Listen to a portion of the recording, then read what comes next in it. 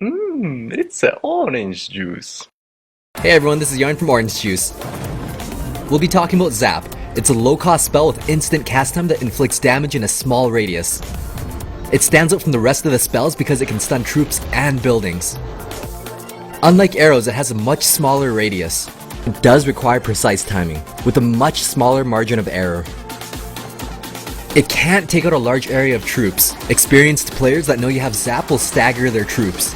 It's still an effective spell due to its low cost. It can one-shot skeletons, goblins, and fire spirits. Zap is the hard counter to the goblin barrel. At tournament standard levels, it's a positive elixir trade. However, if the goblins are one level higher than the Zap, they'll survive with a sliver of health.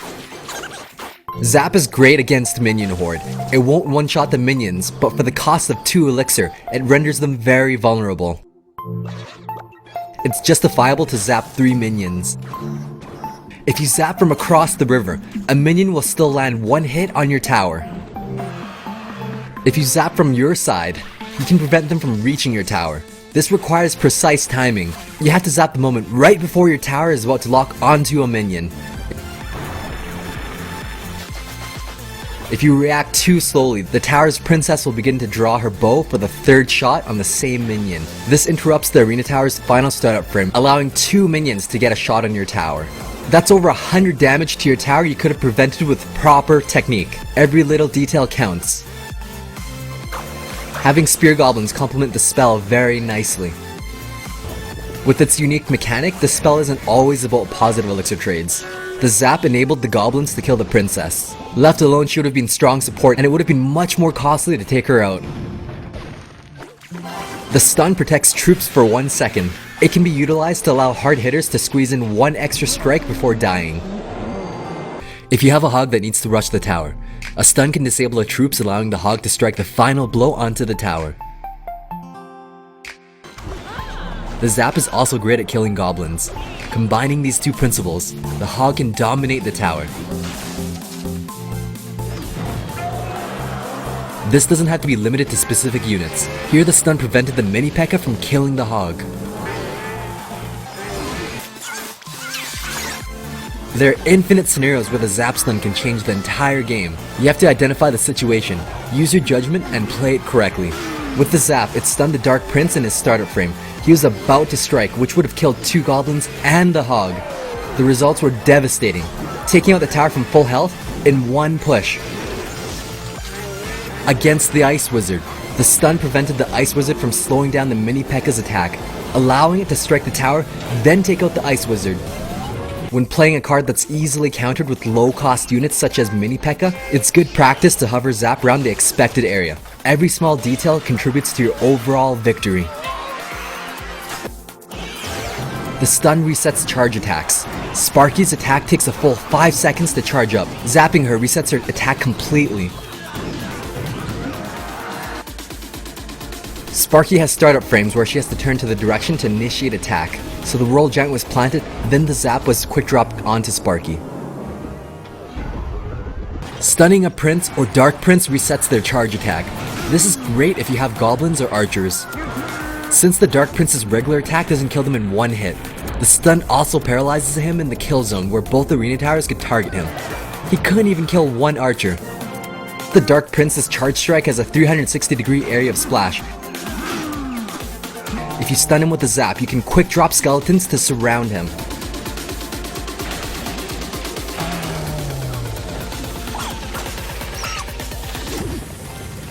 It can also force buildings to retarget the nearest troop.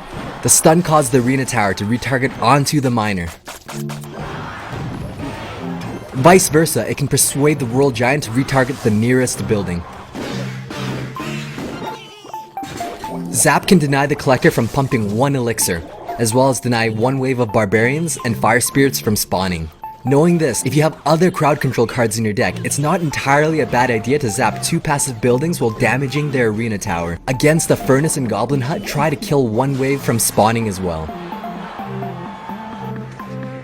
The stun is an invaluable mechanic that can change the outcome of the game. If there were a ranking system, it would be an S tier card. The princess can kill minion horde in just 2 hits, but she has a 3-second attack speed. The zap stunned her, allowing the minions to take down the tower at critical health. For the cost of 2 elixir, it provides insane value. Stunning the princess, it won the game. Timing the stun is critical. The stun disarmed the tower and the princess, allowing the goblins to deal hundreds of damage to the tower. If they try to counter your princess with their princess, zap can change the outcome of the duel. The opposing princess was about to take out my princess. The zap stunned her with the arena tower. This brought down the health of the princess and the arena tower to die in 1 shot. If your opponent plants a cannon reactively against your hog, it takes 3 swings to take out the cannon. But if you zap the cannon, it reduces this to 2 swings, and preserves your hog for 1 extra second, long enough to strike the arena tower once.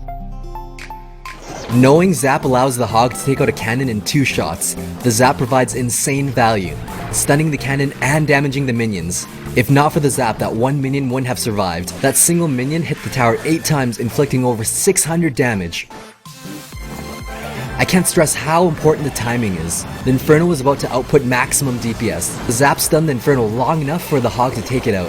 This enabled the Royal Giant to tank for 20 seconds.